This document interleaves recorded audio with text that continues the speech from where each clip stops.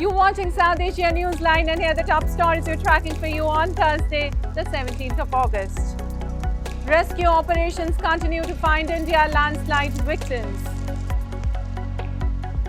Situation remains tense after attacks on churches in Pakistan over blasphemy claims. And Chinese nationals arrested in connection with Nepal gold smuggling case.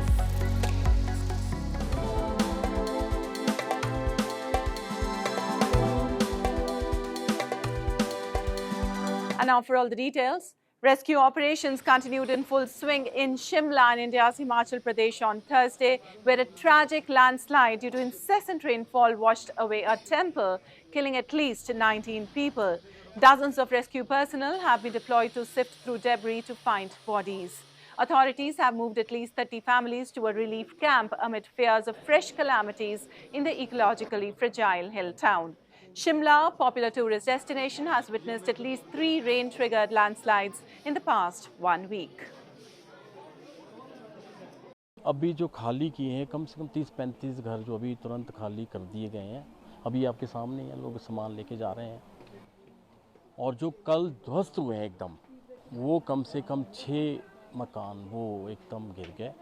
House के आने के साथ साथ जो ऊपर के कुछ मकान थे, लगभग 30 फैमिलीज़ के आसपास, वो जो डेंजर में थे, तो उनको हमने इमीडिएटली खाली कराया है प्रिकॉशनरी। और जो एक कम्युनिटी हॉल है एमसी का यहाँ पे वहाँ पे इनका रहने का प्रबंध किया गया है। तो वहाँ पे प्रॉपर इनको जो सुविधाएं दी जा रही हैं, जिसमें जो खाने पीने का भी इनका प्रबंध किया गया है। तो हम कोशिश कर रहे हैं कि जल्दी से जल्दी इनको जो है कहीं और भी हम अच्छे उसमें भी स्थापित करें, लेकिन अभी टेम्परेरी हमने कम्युनिटी हॉल में इनको शिफ्ट किया है। And at least 71 people have been killed so far in recent days, whereas nearly 2,500 have been displaced in Himachal Pradesh as torrential rains have caused hillsides in collapse, burying homes and triggering flash floods across the region. Environmentalists warn climate change and indiscriminate construction in India's fragile regions could lead to more disasters. Well, India's western Gujarat state is hosting the G20 Health Ministers Meeting in Gandhinagar city. The 3-day event includes an impressive lineup of dignitaries, health experts, and policy makers from around the world. Speaking during the opening ceremony of the WHO Global Summit on Traditional Medicine, a side event of the G20 meeting, the World Health Organization chief acknowledged India's strides in expanding health services and spotlighted the roots of many current drugs in traditional practices. India's Health Minister Mansukh Mandavya in his address emphasized the pivotal role of the summit in merging ancient practices and contemporary science to achieve health-focused sustainable development goals. Besides the G20 deputies meeting on Thursday, there will be 4 events on the sidelines of the G20 Health Ministers Meeting that will begin on Friday. The key here is both the establishment of the Traditional Medicine Center, the WHO Global Center, is going very well. And also we have the first summit of traditional medicine. So things are going as per what we have agreed. So it's not only talks, but there is a lot of action going on. And moving on, situation remained tense in Pakistan's Faisalabad district a day after several churches and Christian settlements were vandalized and torched over allegations of blasphemy. A report. Scores of paramilitary troops and police personnel patrolled Pakistan's Faisalabad district on Thursday, a day after a Muslim mob vandalized and torched several Christian settlements and churches over allegations of desecration of Quran and blasphemy. Eyewitnesses said during the attacks, which continued for around 10 hours, Muslim clerics led mobs equipped with iron rods, stick, knives and daggers, demanding authorities to hand over the alleged culprits to them. Christian community leaders have alleged police personnel present at the scene did not intervene. However, security officials have denied the accusation, have said the situation could have been worse. Reports suggest that more than 100 people have been arrested for involvement in the attacks.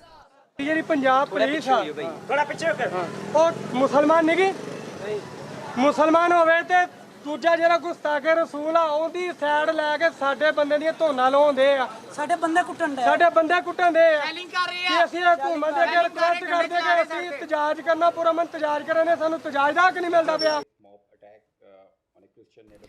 Meanwhile, the US has called on Pakistan for calm and to conduct a full-scale probe into the blasphemy allegations. Right group Amnesty International has asked Islamabad to ensure protection for the Christian community and a repeal of the blasphemy law.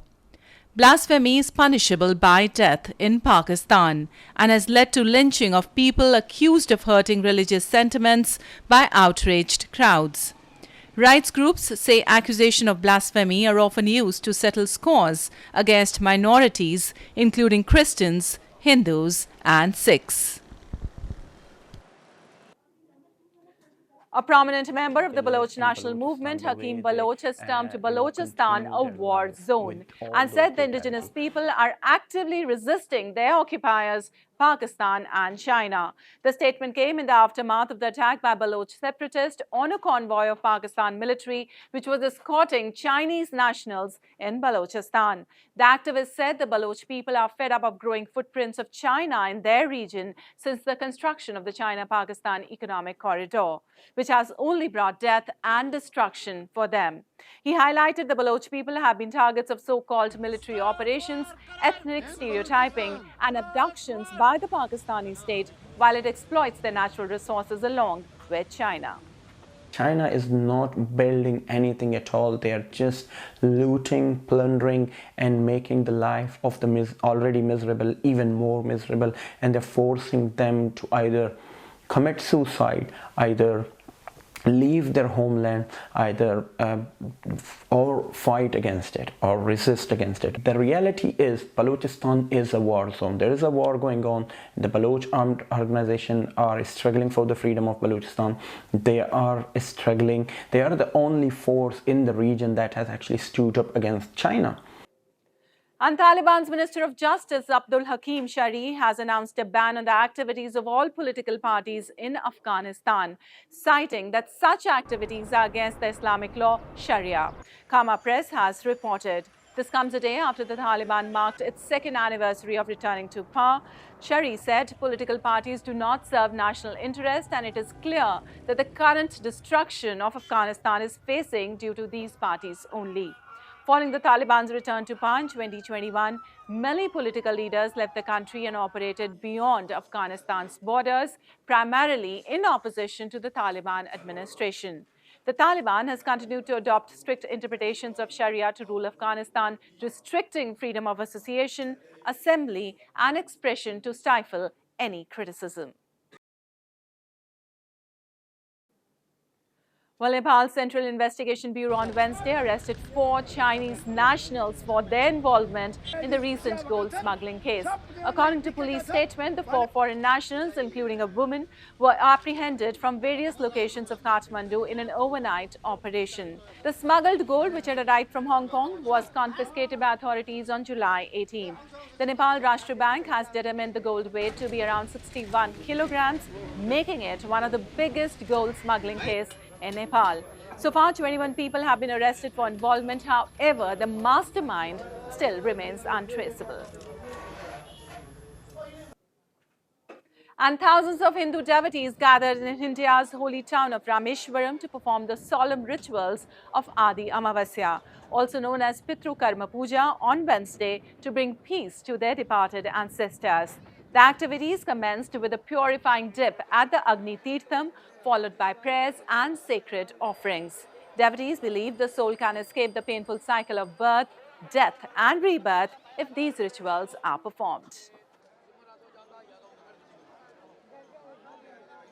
ஆடி அமாவாசைனால இன்னைக்கு ரொம்ப crowd-ஆ இருக்குங்க கூட்டம் சாமி கும்பிட ரொம்ப கொஞ்சம் கூட்டமா தான் இருக்கு நான் இன்னைக்கு எல்லா சாமி கும்பிட Well, that's all in tonight's edition. We'll see you same time tomorrow. Good night.